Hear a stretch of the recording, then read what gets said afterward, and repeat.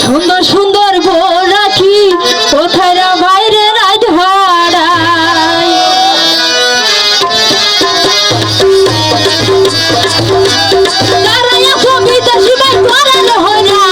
সুন্দর সুন্দর বউ রাখি কোথায় বাইরে রাত ভাড়ায় বাইরে দিদি নিয়ে হয় দিগরে বিলাই বাইরে দিদি নিয়ে হয় দিগরে বিলাই আল্লাহ দিয়া দন হইলে না ভুলাই আল্লাহ দিয়া দন হইলে না ভুলাই